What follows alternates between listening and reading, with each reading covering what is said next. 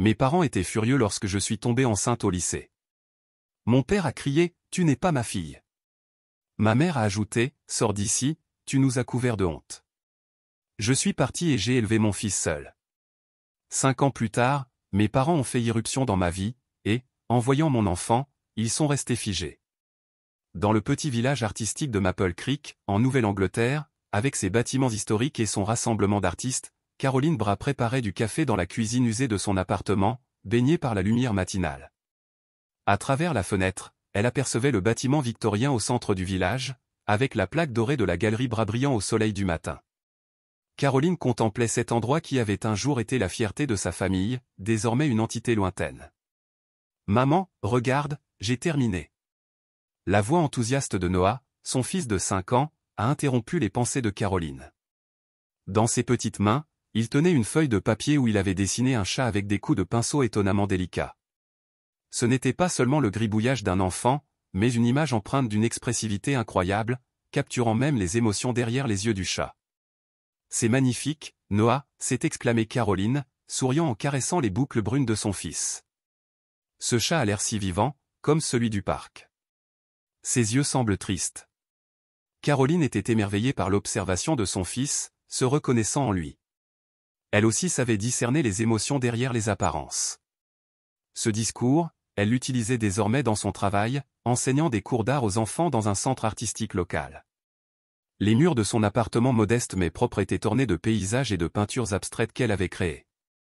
Son travail était également exposé dans de petits cafés et restaurants locaux, gagnant lentement en reconnaissance. Cependant, cela était bien éloigné du succès que ses parents espéraient pour elle.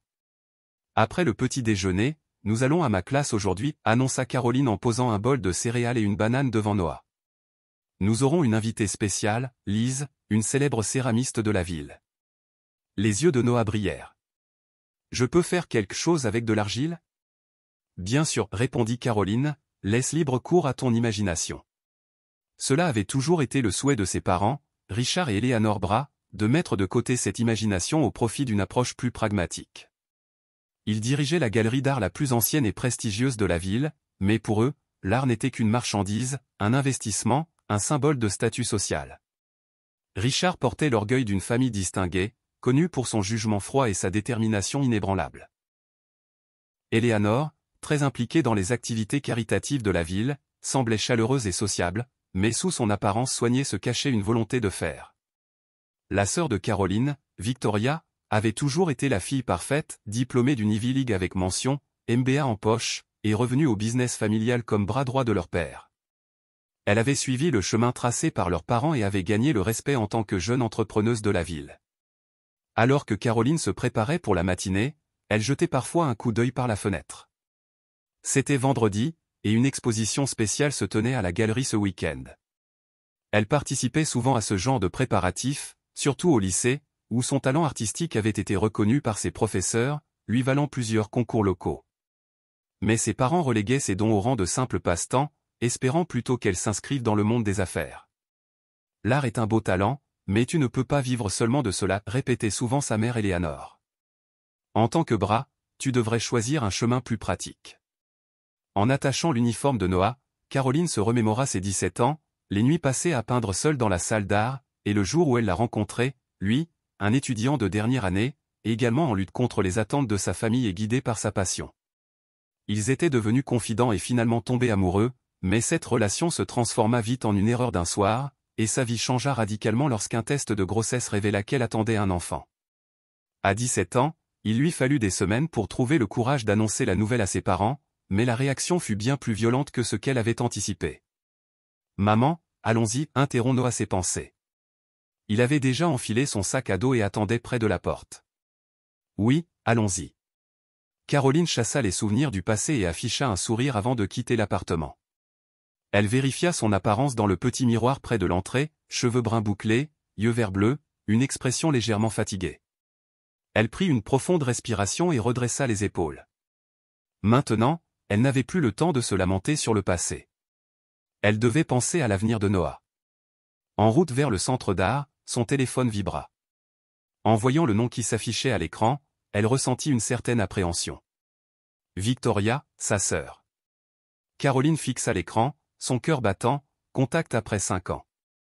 Que s'était-il passé? Après un moment d'hésitation, elle décrocha. C'est moi, je veux te parler.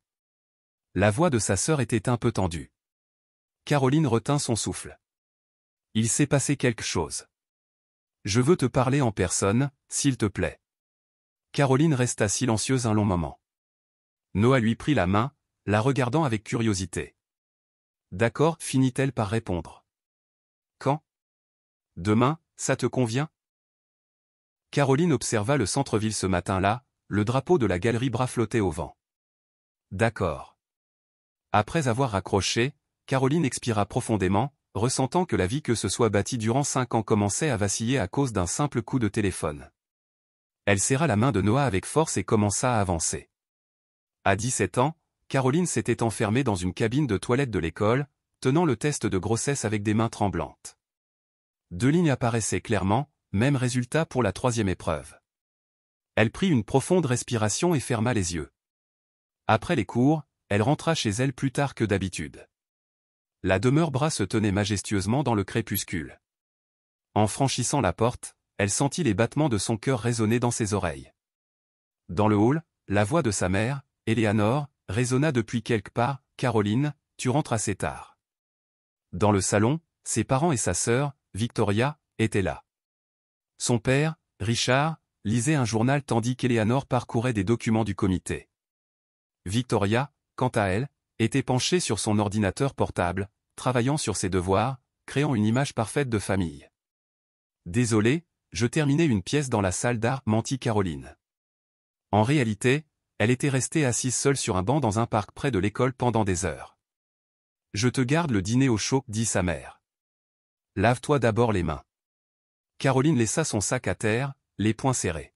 « J'ai quelque chose à vous dire. » Sa voix était plus petite qu'elle ne l'aurait souhaité. « Quoi ?» répondit sa mère sans lever les yeux de ses papiers. L'importance de son ton fit enfin lever les regards de ses 2 parents. Victoria also détourna les yeux de son ordinateur par curiosité. « Qu'est-ce qu'il se passe ?» demanda son père en posant le journal. « C'est à propos de mes notes. » Caroline sentit sa gorge se nouer. « Non, je... » Richard et Éléanore commencèrent à percevoir la tension inhabituelle de leur fille, leurs expressions se contractant. « Je suis enceinte. » À cet instant, l'air de la pièce devint glacé. Caroline fixa les visages de ses parents, voyant leurs expressions passer de la surprise à l'incrédulité, puis à la colère. « Qu'est-ce que tu viens de dire ?» La voix de Richard était basse et dangereusement calme. « Je suis enceinte, je pense que je suis dans mon 3e mois, continua Caroline, la voix tremblante. « Avec David, ce pauvre garçon. » Le visage d'Éléanore se renfrogna. Caroline tenta de protester, mais l'explosion de rage de son père l'étouffa. « Tu n'es pas ma fille !» hurla Richard, sa voix résonnant contre les murs de la maison. « Apporter une telle honte, souiller le nom des Bras. »« Papa, écoute, s'il te plaît, supplia Caroline, les larmes aux yeux. »« Dehors, maintenant, cria Éléanore. Tu as blessé notre honneur, tu comptes faire de nous l'objet de railleries en ville. » Caroline regarda Victoria, sa sœur de 14 ans, qui semblait atterrée, une expression mêlée de peur et de choc sur le visage, mais elle ne dit rien. « Je veux avoir ce bébé, annonça Caroline, plaçant ses mains sur son ventre. David aussi. David, se moqua Richard. Tu crois que ce lâche va assumer ses responsabilités? Sa famille est parmi les plus pauvres de la ville, que peut-il faire? C'est un artiste talentueux, protesta Caroline. Ses professeurs reconnaissent son talent. Il pourrait. Stop, interrompit Éléanore. Nous allons régler cela immédiatement. Je vais contacter un médecin. Non, cria Caroline. Je veux avoir ce bébé. Le visage de Richard devint écarlate de fureur. Dehors. Tu ne reviendras jamais dans cette maison. Sa voix était froide, une décision définitive. Papa, s'il te plaît. Maintenant. Richard frappa la table. Si tu choisis cette tragédie, alors je ne te reconnais plus comme membre de la famille Bras. Éléanore se leva, pointant l'escalier. Prends seulement ce dont tu as besoin. Absolument, et partez. Tu assumeras les conséquences de ta décision. Pendant les 30 minutes suivantes, Caroline empaqueta autant de vêtements et de biens qu'elle le pouvait dans un sac à dos, pleurant dans sa chambre. La porte s'ouvrit et Victoria entra timidement. « Sœur, dit-elle d'une voix tremblante. « Vicky, ça va, répondit Caroline en souriant à sa sœur à travers les larmes. « Tu n'as rien fait de mal, mais où vas-tu » ? « Je ne sais pas, répondit Caroline honnêtement. « Mais je vais m'en sortir, d'une manière ou d'une autre. »« Prends cet argent, murmura Victoria en lui tendant plusieurs centaines de dollars de sa tirelire. « Merci, dit Caroline en serrant sa sœur dans ses bras. « Je t'aime, ne l'oublie pas. » En descendant les escaliers, ses parents la regardèrent froidement, sans un mot d'au revoir. Caroline franchit la porte principale de la maison Bras. Le froid de la nuit l'enveloppa et elle commença à marcher le long de la route, tremblant. Cette nuit-là, elle contacta David. Cependant, sa réponse était très différente de ce qu'elle avait espéré. « Je ne peux pas faire ça, Caroline, dit-il au téléphone. Mon père m'a obtenu une bourse, je peux aller à l'école d'art à New York le mois prochain. Je ne peux pas tout abandonner pour un enfant. »« Mais tu as dit que tu m'aimais, murmura Caroline, sa voix tremblante. »« Je suis désolé, répondit-il, sa voix trahissant plus de soulagement que de regret.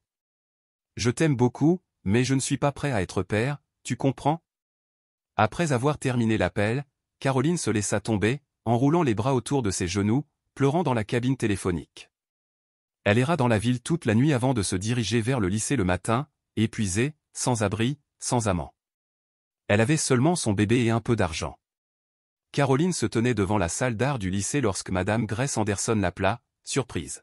« Que fais-tu ici si tôt ? Ça va ?»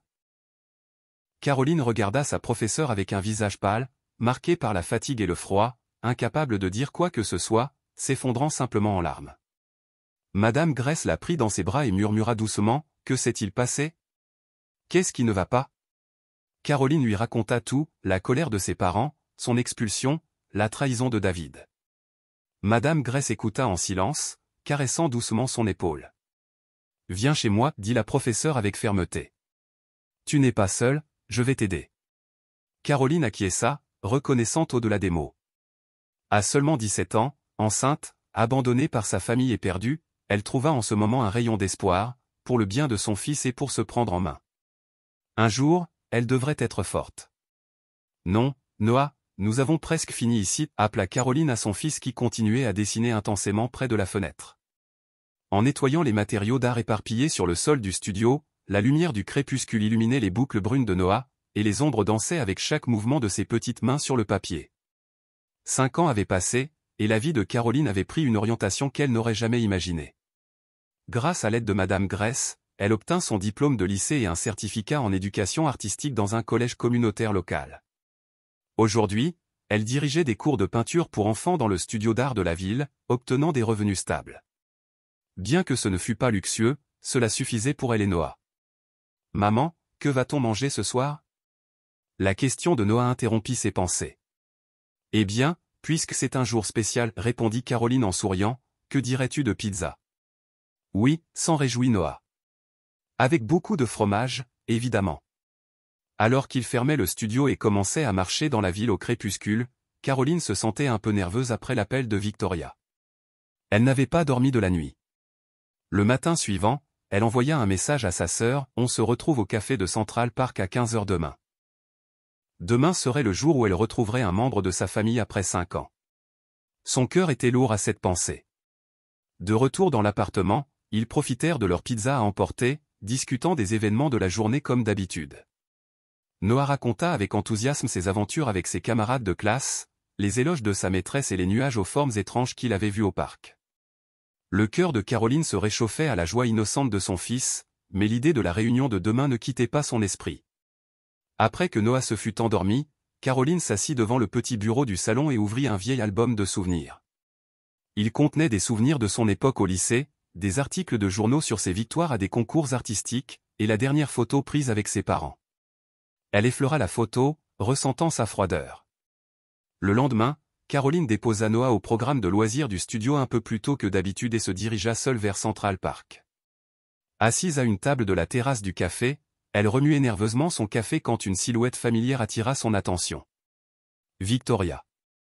Sa sœur avait l'air plus mature et raffinée que 5 ans auparavant, vêtu d'un costume impeccable et rayonnant la dignité de la famille Bras, mais son expression trahissait de l'anxiété et de la tension. « Vicky !» Caroline se leva, ne sachant pas comment réagir. Devait-elle l'étreindre ou opter pour une salutation formelle? Victoria bougea la première, enlaçant légèrement sa sœur. « Ça fait longtemps, tu as l'air bien. »« Oui, plus ou moins, » répondit Caroline en reprenant place, invitant sa sœur à s'asseoir. Les deux femmes échangèrent des banalités sur la météo et les changements dans la ville. Finalement, Victoria prit une grande inspiration et aborda le sujet de manière directe, « Je me marie le mois prochain. »« Félicitations » s'exclama Caroline, sincèrement heureuse. « Qui est l'heureux chanceux ?»« James Harrington. »« C'est le fils d'un des amis de papa, » dit Victoria, souriant timidement. « Nous nous sommes rencontrés par l'intermédiaire de nos parents, mais c'est vraiment un homme merveilleux. » En voyant le visage heureux de sa sœur, Caroline ressentit un soulagement plutôt qu'une jalousie. « C'est merveilleux. » L'expression de Victoria devint sérieuse. « Je veux que tu viennes au mariage. » Caroline déposa sa tasse de café, ne parvenant pas à cacher sa surprise. « Mais tes parents. »« Nos parents veulent aussi se réconcilier, » interrompit Victoria. « Surtout depuis que papa est tombé malade récemment. » Caroline trouva étrange de mentionner le nom de son père après avoir évité cette pensée pendant 5 ans. « Oui, son cœur ne va pas bien depuis l'année dernière, » expliqua Victoria, préoccupée. « Les médecins disent qu'il doit réduire sa charge de travail et son stress, mais papa est toujours aussi têtu. » Caroline fut submergée par des émotions complexes. De la colère et de la haine envers celui qui l'avait rejeté autrefois, mais aussi une profonde inquiétude à cause de leur lien du sang. De plus, la famille de James est très connue en ville, poursuivit Victoria à contre-cœur. Ils espèrent une cérémonie avec toute la famille présente. « Tu m'appelles juste pour faire bonne figure, » murmura Caroline, trahissant une légère amertume. « Non » s'empressa de se défendre Victoria. « C'est ce que je veux. Tu es ma sœur, et je ne veux pas célébrer mon plus beau jour sans toi. » Caroline fixa le parc par la fenêtre, les enfants jouaient, les couples promenaient leurs chiens, s'agitaient des scènes de la vie quotidienne. « Et Noah » demanda Victoria, hésitante. « Bien sûr, il est le bienvenu » ajouta Caroline. « J'aimerais rencontrer mon neveu. » Caroline réfléchit à l'impact que pourrait avoir le retour de ses parents dans la vie de Noah. Il avait déjà demandé plusieurs fois à les rencontrer, mais elle ne faisait que répondre vaguement qu'il vivait loin. « Laisse-moi réfléchir » finit-elle par dire. « Ce n'est pas une décision facile. » Victoria acquiesça, compréhensive. « Bien sûr, mais j'aimerais que tu me tiennes au courant le plus rapidement possible. » En se séparant, Victoria tendit à Caroline une enveloppe. « C'est l'invitation au mariage, et un autre truc de nos parents. » Caroline prit le second enveloppe, sentant son poids. « Qu'est-ce que c'est ? » « Je ne sais pas, » répondit Victoria. « Ils m'ont juste demandé de te le donner. » De retour dans son appartement, après que Noah se fut endormi, Caroline ouvrit prudemment le second enveloppe. À l'intérieur se trouvait un chèque et une brève lettre. « Caroline, ceci est une partie du fonds fiduciaire que tu aurais dû recevoir. Nous pouvons discuter du reste si tu le souhaites. » Caroline resta sans voix en voyant le montant du chèque, c'était plus que ce qu'elle gagnerait en une année. Cette nuit-là, Caroline resta éveillée, réfléchissant à sa décision. Le lendemain, elle prit enfin sa décision. Peut-être était-il temps de guérir les blessures du passé pour le bien de Noah et le sien. Elle envoya un message à Victoria, « J'irai au mariage et j'emmène Noah. » 3 jours plus tard, le samedi après-midi, lorsque la sonnerie de l'appartement de Caroline retentit, elle se retrouva face à ses parents. Après 5 ans, Richard semblait plus vieux, avec plus de cheveux gris, tandis qu'Eleanor était toujours élégamment vêtue, mais des rides marquaient son visage. « Entrez, s'il vous plaît » invita Caroline, nerveuse mais calme. Lorsque Richard et Eleanor pénétrèrent dans le salon, Noah était assis sur le canapé entouré de matériel d'art, en train de dessiner. Il leva les yeux, curieux, vers les inconnus. « Noah, voici. » Caroline hésita un instant, puis poursuivit, « Tes grands-parents. » Lorsqu'ils virent Noah, Richard et Eleanor se figèrent. Noah dessinait un paysage forestier, avec la lumière du soleil perçant à travers les arbres après la pluie. Sa technique et son sens des couleurs étaient d'un niveau inimaginable pour un enfant de 5 ans. « Qu'est-ce que c'est ?» La voix de Richard tremblait alors qu'il s'avançait lentement vers Noah pour prendre le dessin. Eleanor, tout aussi stupéfaite, regardait par-dessus l'épaule de son mari, ses expressions mêlant surprise et quelque chose d'autre, peut-être de la douleur face à un souvenir. Richard tourna son regard vers Caroline, sans mots. « Noah, ta cravate est de travers, dit-elle en redressant le nœud papillon de son fils. Tu es nerveux. Noah secoua la tête, mais ses grands yeux bleus trahissaient de l'anxiété. Il y aura beaucoup de grands-pères et de grands-mères, dit Caroline en souriant. Mais il n'y a rien à craindre. Je suis sûr qu'ils ont tous hâte de te rencontrer.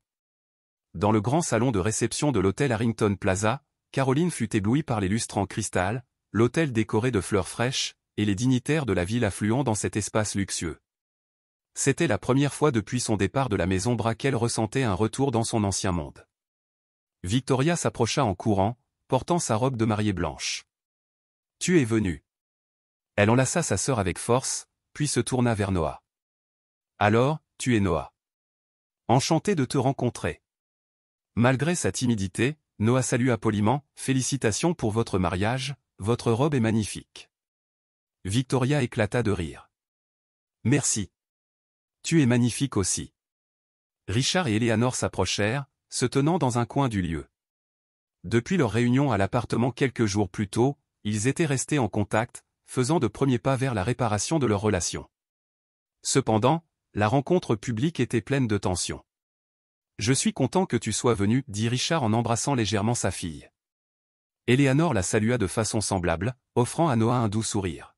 « C'est une cérémonie charmante, » dit Caroline. Digne de Victoria. Le mariage se déroula solennellement, Caroline et Noah observant en silence. Quand la réception commença, Noah, visiblement un peu ennuyé par cet événement formel, sortit son carnet de croquis et commença à dessiner silencieusement dans un coin du canapé. Peu après, on entendit une exclamation, « C'est remarquable », venant de la direction du canapé. Caroline se retourna pour voir Joseph Harrington, l'oncle de James et connu critique d'art, qui observait le carnet de Noah. « Un tel talent est rare », appela Joseph aux personnes qui l'entouraient. « À qui est ce garçon ?» Caroline s'empressa de s'approcher de Noah. « C'est mon fils. »« Et vous êtes ?» Joseph la regarda avec curiosité. « Caroline Bra. » Les yeux de Joseph s'illuminèrent. La fille aînée de Richard et Eleanor. Caroline hocha nerveusement la tête. Les gens commencèrent à se rassembler autour d'elle et elle se sentit mal à l'aise, réalisant qu'elle devenait soudainement le centre d'intérêt. « Le talent artistique des Bra s'est transmis, » dit Joseph avec bonne humeur. « Cela me rappelle les premières œuvres de Richard. » Caroline, perplexe, répondit.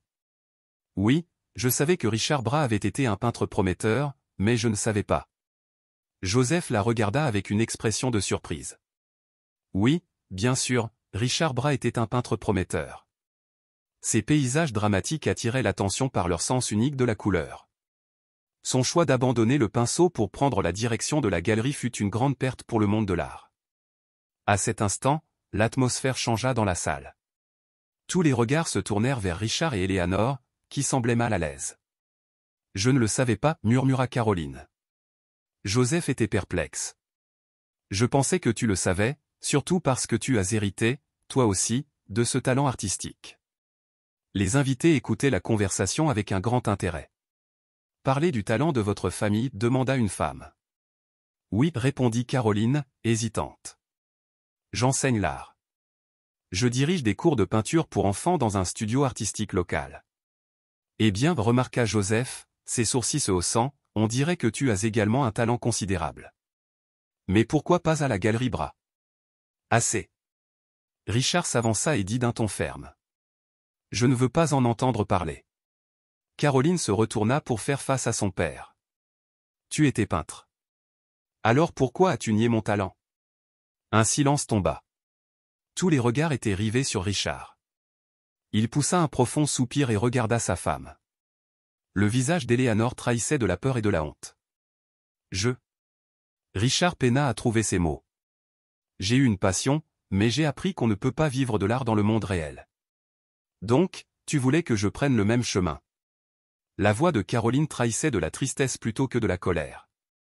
Richard fit remarquer Joseph, pourquoi traiteraient-ils leur fille et leur petit-fils avec un talent aussi merveilleux ?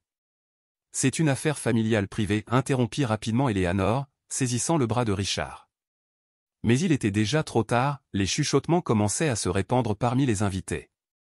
La fille aînée des bras a disparu depuis 5 ans. Ce garçon est. J'ai entendu qu'il y avait eu un scandale. Caroline prit la main de Noah, comptant quitter les lieux. Elle ne voulait pas gâcher le jour spécial de sa sœur, mais Victoria bloqua son passage. Ne pars pas.